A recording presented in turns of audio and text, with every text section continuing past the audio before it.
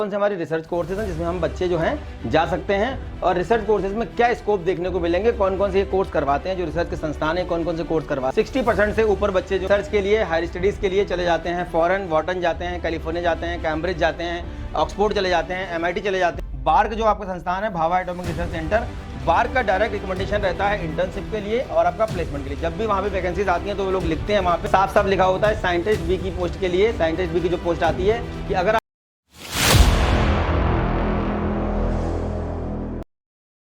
2024 अप्रैल attempt जो आपका होने वाला है वो आपका कब होगा, 4 अप्रैल से ये आपका अटेम्प्ट होने वाला है और ये चलेगा आपका कब तक, 9 अप्रैल तक। तो ये 4 अप्रैल से 9 अप्रैल जो आपका अटेम्प्ट चलेगा ये आपका कौन सा है। उसके बाद आपका जो 12 अप्रैल को एग्जाम है, ये 12 अप्रैल को जो आपका एग्जाम होगा ये आपका होगा बी प्लानिंग और बैचलर ऑफ आर्किटेक्चर के लिए।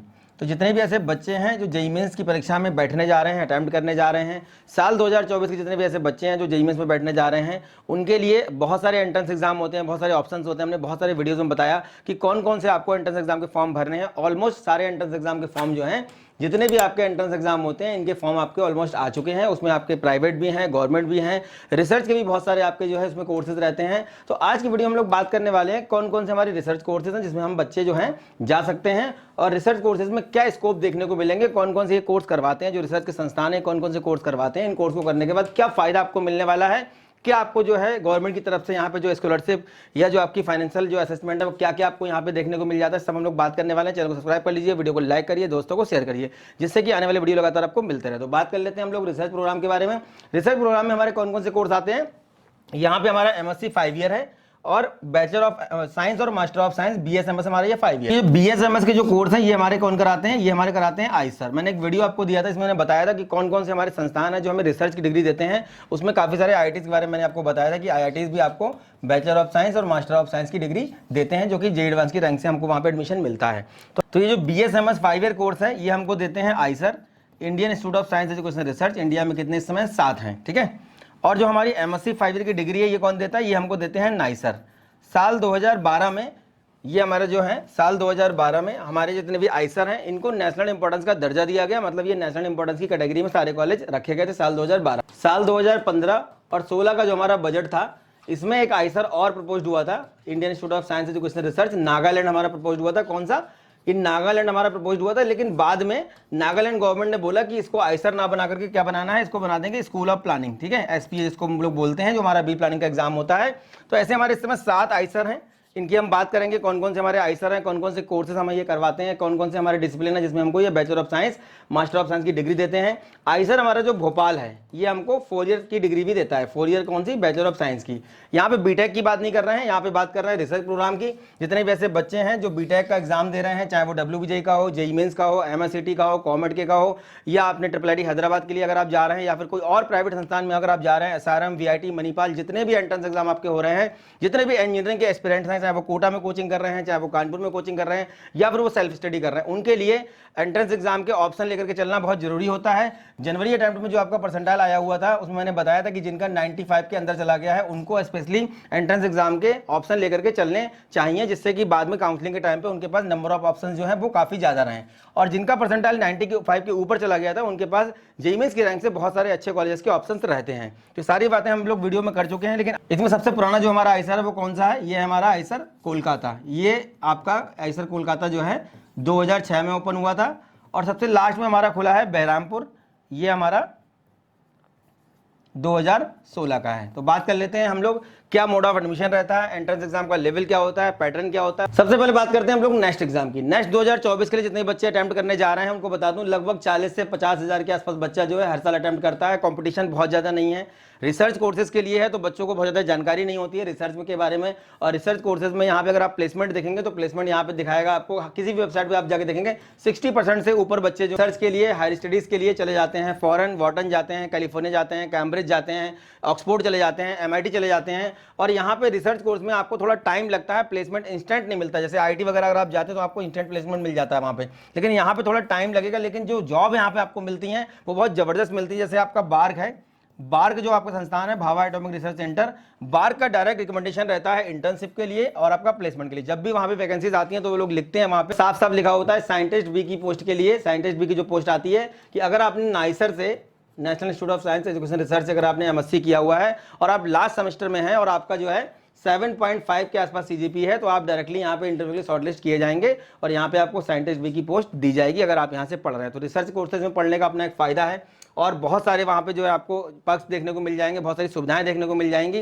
अब हम लोग देख लेते हैं कि यहाँ पे जाने के लिए एलिजिबिलिटी क्या होगी। एलिजिबिलिटी के लिए देखिए यहाँ पे साफ साफ लिखा हुआ है, जो नेक्स्ट का आपका एंट्रेंस एग्जाम होता है ये 5 ईयर एमएससी के लिए होता है, जिसमें आपका बायोलॉजी है, केमिस्ट्री है, मैथमेटिक्स है, फिजिक्स है, ये आपसे एग्जाम में पूछा। सबसे पहले देखते हैं नेक्स्ट का जो एग्जाम होता है इससे हमको और कौन कौन से कॉलेज मिलते हैं। तो नेक्स्ट का जो एग्जाम होता है इसको बोलते हैं नेशनल एंट्रेंस स्क्रीनिंग टेस्ट और इसमें आपको क्या मिलता है, नाइसर मिलता है भुवनेश्वर। और दूसरा हमारा जो कैंपस है वो कौन सा है, यहाँ पे देखिए लिखा हुआ है यहाँ पे centre of excellence basic science, university of Mumbai जो आपका है, यूनिवर्सिटी ऑफ मुंबई के अंदर डिपार्टमेंट ऑफ एटॉमिक एनर्जी जो है आपका, इसने अपना एक डिपार्टमेंट बना रखा है, कैंपस बना रखा है यूनिवर्सिटी ऑफ मुंबई के अंदर, जो आपको एमएससी 5 ईयर की डिग्री देता है और किससे मिलेगा आपको, नेक्स्ट के एग्जाम से ये मिलता है। तो ये 2 कैंपस है हमारे, जो नेक्स्ट का एग्जाम देने के बाद बच्चे इन कैंपस में पढ़ने का आपको मौका मिल सकता है और बहुत जबरदस्त। सबसे अच्छी बात जो पढ़ने का फीस देना होता है वो कितना देना होता है यहाँ पे, केवल 18,000 रुपये, 18 या 19,000 रुपये आपकी फीस जाएगी 1 साल की, मतलब आपको 5 साल तक देना है। 1 साल में आप 18-19,000 रुपये फीस देंगे और आपको जो मिलेगा वहाँ पे वो आपको 5,000 पर मंथ के हिसाब से आपको जो है फेलोशिप मिलेगी, जो कि आपकी साल की 60,000 रुपये हो जाती है।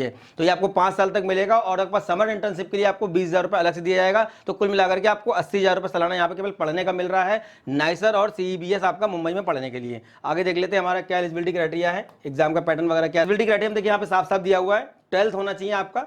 कौन सी ईयर का 12th यहाँ पे मांग रहे हैं, 2022 का हो, 2023 का हो या 2024 में आपका अपीयरिंग होना चाहिए। 60% आपका जो है जनरल EWS OBC के लिए, अदर जो हमारी कैटेगरी है रिजर्व उनके लिए जो है 55% भी यहाँ पे चल जाएगा। देखिए साफ साफ यहाँ पे लिखा हुआ है। ठीक, नेक्स्ट के एग्जाम में पार्टिसिपेट करने के लिए 20 मार्च को आपका ये फॉर्म आ गया था, मतलब 20 मार्च से आपका ये फॉर्म ओपन हो गया है और आपका जो लास्ट डेट है वो अप्लाई करने की क्या है, 31 मई। 31 मई से पहले आप जो है मिडनाइट से पहले इसको अप्लाई कर सकते हैं और आपको जो एग्जाम होगा वो कब होगा, एग्जामिनेशन डेट हमारी है 30 जून और जो काउंसलिंग होगी वो हमारी कब स्टार्ट होगी, यहाँ पे देखिए दिया हुआ है अनाउंसमेंट ऑफ रिजल्ट, ये आपका आएगा वेबसाइट पर 10 जुलाई के आसपास। उसके बाद हमारी काउंसलिंग स्टार्ट होगी, उसके बाद यहाँ पे आपको एडमिशन का प्रोसेस स्टार्ट आपका हो जाएगा। तो जितने भी ऐसे बच्चे हैं फाइनेंशियल जिनका बैकग्राउंड अच्छा नहीं है वो भी यहाँ पे अप्रोच कर सकते हैं, जा सकते हैं, क्योंकि पढ़ने का पैसा बहुत ज़्यादा नहीं लग रहा है, उल्टा आपको पैसा यहाँ पे पढ़ने का मिल जाएगा। और रिसर्च संस्थान में जाने के बाद आपका जो फ्यूचर होता है बहुत ब्राइट हो जाता है, बहुत सारी चीज़ें हैं बताने के लिए। नेक्स्ट का एग्जाम देने के बाद जब हम एमएससी में इनरोल करेंगे, एमएससी 5 ईयर में जब हम इनरोल करेंगे यहाँ पे, तो हमको कौन कौन से प्रोग्राम में एमएससी करने को मिलेगा, एमएससी 5 ईयर हमें कौन कौन से प्रोग्राम यहाँ करने को मिलेगा देख लेते हैं। देखिए यहाँ पे बायोलॉजिकल है, ये हमारा बायोलॉजिकल है, बायोलॉजिकल साइंस है। उसके बाद हमारा केमिकल साइंस है, उसके बाद हमारा मैथमेटिकल साइंस है यहाँ पे, ठीक है, अर्थ साइंस है हमारा यहाँ पे। इस प्रकार के हमारे डिसिप्लिन है जहां पे हमको एमएससी 5 ईयर की डिग्री यहाँ पे मिलती है। ठीक है, नेक्स्ट के एग्जाम में जो 2 कॉलेज हमारे पार्टिसिपेट करते हैं इसमें आपका नाइसर है और CEBS मतलब centre of excellence basic science, university of Mumbai का हमारा जो कैंपस है। इसमें नंबर ऑफ सीट्स कितनी, देखिए जनरल कैटेगरी की नाइसर के अंदर 101 सीट है, जनरल EWS की यहाँ पे सीट 0 है, मतलब नहीं है। OBC की सीट देखिए 54 है यहाँ पे 54, SC की कितनी सीट है यहाँ पे 30 है, ST की देखिए कितनी सीटें यहाँ पे 15 है और 5% सीटें हमारी रिजर्व रहती हैं किसके लिए, फिजिकल हैंडीकैप के बच्चों के लिए। 200 सीटें तो हमारी यहाँ पे ये हो गई। उसके बाद हमारा जो CEBS university of Mumbai campus है इसमें देखिए 23 सीटें जनरल के लिए हैं, 6 EWS के लिए हैं, 15 OBC के लिए हैं, 9 हमारी SC के लिए हैं, 4 सीटें ST के लिए हैं और 5% सीटें रिजर्व किसके लिए, फिजिकल हैंडीकैप हमारे जो बच्चे रहते हैं उनके लिए। टोटल 57 सीटें यहाँ पे। तो टोटल सीट अगर देखा जाए कितना है, 257 सीटें आपकी जो है टोटल है यहाँ पे। ठीक है, 257 सीट्स के लिए हर साल लगभग आपका 40 से 50 हज़ार बच्चा जो है ये एग्जाम को अटेम्प्ट करता है। 4 सब्जेक्ट हमसे पूछे जाएंगे पेपर में, देखिए फिजिक्स, उसके बाद आपका केमिस्ट्री,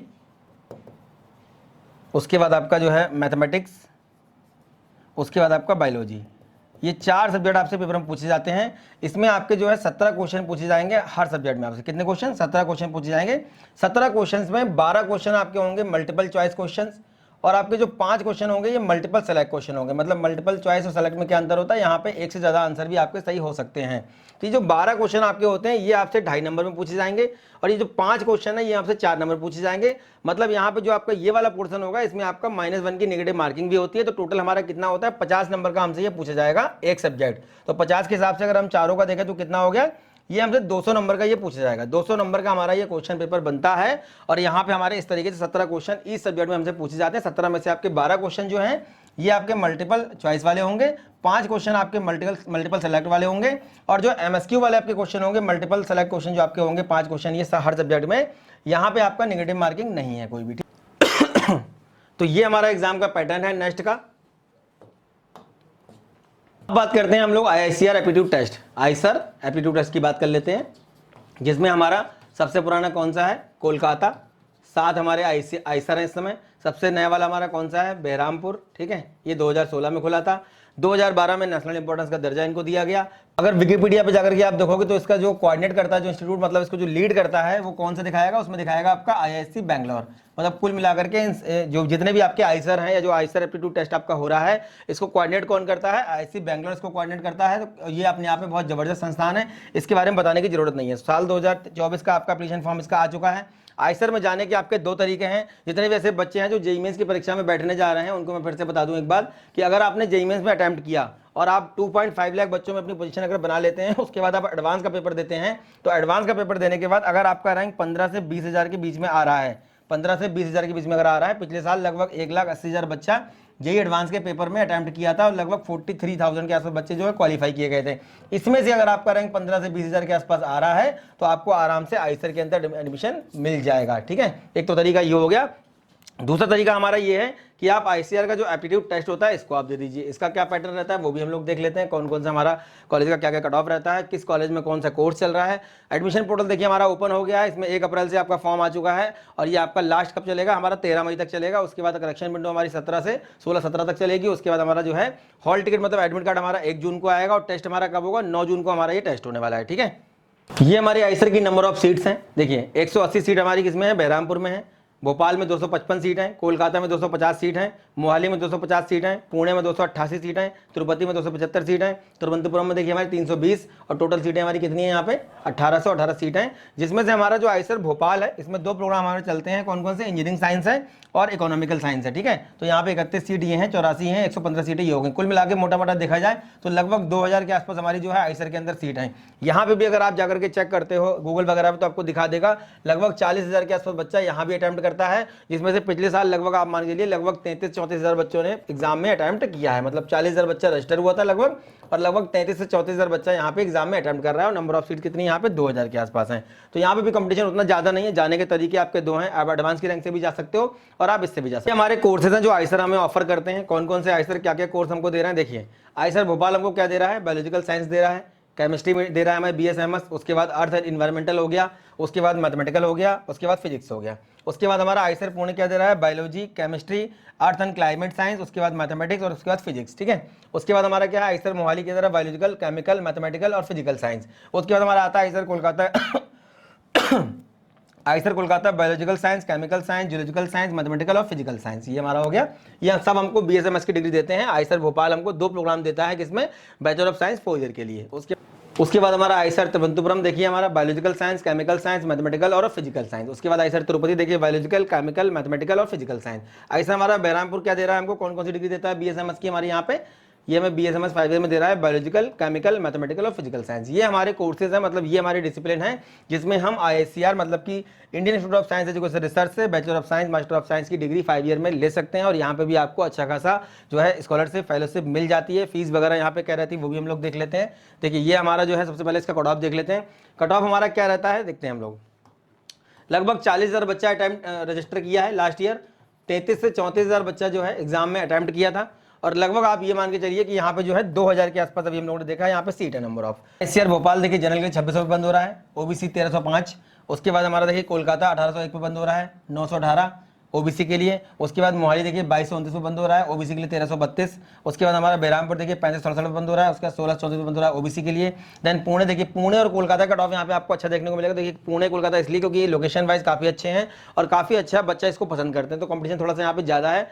717 पे बंद हो रहा है जनरल के लिए, 371 पे बंद हो रहा है हमारा OBC के लिए। तिरुपति देखिए 3470 और 1461 हमारा हो गया OBC के लिए। उसके बाद तिरुवनंतपुरम देखिए हमारा 2965 जनरल के लिए, 1241 हो गया हमारा OBC के लिए। ये हम बात कर लेते हैं हम लोग फीस की, किसका फीस स्ट्रक्चर क्या रहता है। जो bachelor of science, master of science की हम डिग्री वहाँ पे करेंगे या बैचलर ऑफ साइंस अगर हम भोपाल से कर रहे हैं 4 ईयर कोर्सेज के लिए, चाहे आप जेईई एडवांस से जा रहे हो, चाहे आप आइसर एप्टीट्यूड टेस्ट से जा रहे हो, तो आपका फीस स्ट्रक्चर यहाँ पे क्या रहेगा।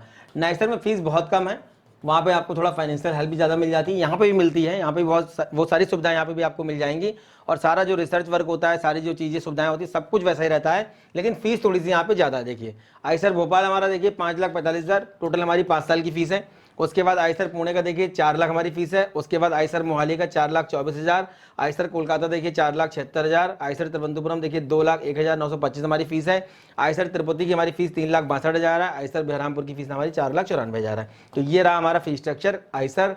और नाइसर का हमारा जो फीस स्ट्रक्चर है वो कितना रहता है, नाइसर में हमारा लगभग 18 से 19,000 के आसपास एक साल की फीस जाती है, और वहाँ पे हमको फेलोशिप अच्छी मिल जाती है, मतलब साल का 80,000 रुपये आपको रिटर्न मिल जाता है। तो जितने भी ऐसे बच्चे हैं या पेरेंट्स हैं वीडियो को देख रहे हैं, रिसर्च कोर्सेज में जाना चाहते हैं, चाहे वो नाइसर जाना चाहते हो चाहे वो आईसर जाना चाहते हो, तो आपका आईसीआर का जो एप्टीट्यूड टेस्ट होता है ये, और प्लस आपका जो है नेक्स्ट के एग्जाम का आप फॉर्म भर दीजिए। एक बात और बता दूं आपको, जितने भी ऐसे बच्चे हैं जो नीट की प्रिपरेशन कर रहे हैं वो भी अपना जो है बायोलॉजी से इस पेपर को दे सकते हैं, मतलब नेक्स्ट को दे सकते हैं। अगर नीट में ऐसा लग रहा है कि बहुत अच्छा परफॉर्म नहीं होने वाला है तो आप इसमें नेक्स्ट का एग्जाम देकर के रिसर्च कोर्सेज में आप जा सकते हैं। और बहुत अच्छे अच्छे संस्थानों में रिकमेंडेशन रहता है, इंटर्नशिप के लिए भी, प्लेसमेंट के लिए भी। और बहुत बड़े बड़े जो है यूनिवर्सिटीज़ हैं, कैलिफोर्निया है, कैम्ब्रिज है, वॉर्टन है, हार्वर्ड है, उसके बाद पेंसिल्वानिया, प्रिंसटन है, ऐसी यूनिवर्सिटीज़ में बच्चे यहाँ से जाते हैं हायर स्टडीज़ के लिए, रिसर्च कोर्सेज के लिए। एक बात आपको और बता दूँ कि अगर आप रिसर्च कोर्सेज में जाते हैं तो आपको किसी भी अच्छे नेशनल इंपॉर्टेंस के कॉलेज में या किसी भी गवर्नमेंट कॉलेज में या स्टेट गवर्नमेंट या सेंट्रल गवर्नमेंट के कॉलेज में आपको आराम से एक एचओडी की पोस्ट या प्रोफेसर की पोस्ट आपको आराम से हमेशा